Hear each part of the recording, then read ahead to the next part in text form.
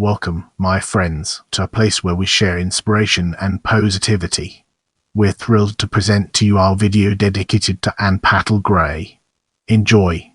Pattel-Gray is an Aboriginal Australian theologian and author who is an expert on Black theology. She is a descendant of the Bidjara people of Queensland and was the first Aboriginal person to earn a FT at the University of Sydney. As we enter this new phase, let's uncover the impact of early life and education on our broader topic. Pattel-Gray was born in Winton, Queensland.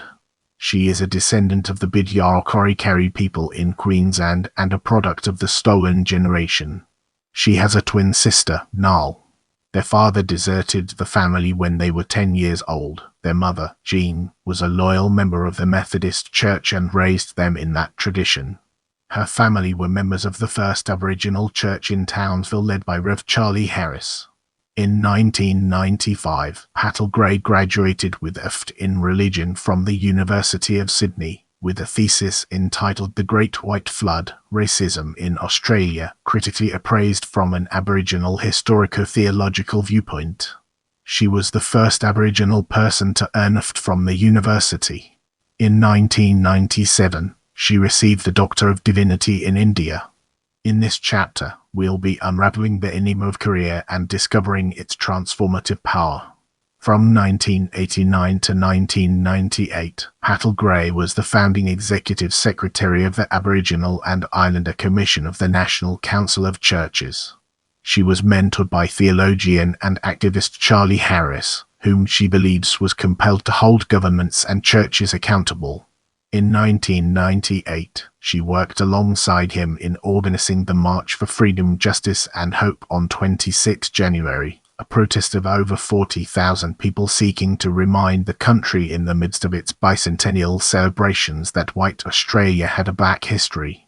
Pattel-Gray later said prevented from taking his rightful place as president of the Uniting Aboriginal and Islander Christian Congress, and that her support for Harris led to her being driven out of the Congress and marginalist in the Uniting Church. In 1998, Pattel-Gray went to India, where she was full professor and chair of department at United Theological College, Bangalore until 2001. From 2003 until 2007 she was executive director of Towndy College, an Aboriginal college, and from 2007 to 2010 she was deputy chairperson of Connecting Foster Carers in South Australia. From 2011, she was CEO of Mura Innovations Limited, a charity that was deregistered by the ACNC in 2016. Since 2015, she has been CEO of Q Solutions. She is also head of the Australian First Nations program at World Vision Australia. She has chaired the boards of Adelaide North TAFE, the Corner Plains Childcare Centre, the Aboriginal Advancement League SA and the National Aboriginal Women's Alliance, and is a board member of the International Association of Black Religions and Spiritualities. She has been a visiting professor at universities including a Women's University in Seoul, Gurukul Lutheran Theological College in India and Spelman College, Loyola Marymount University and Harvard University in the US. Pattel-Gray is a campaigner and lobbyist for justice and equal representation for Aboriginal and Torres Strait Islander people. She was the first person to bring the details of the stolen generations to a large international forum at the World Council of Churches in Canberra in 1991. She is recognized as an expert on Black theology. In 2011, Pattel-Gray gave the address at the Mill Creek Memorial Ceremony. In June 2016, she was a keynote speaker at the Popular Indigenous Conference on Reconciliation in Norway, and in July 2019, at Common Dream, a conference for progressive religious thought and action in Australia.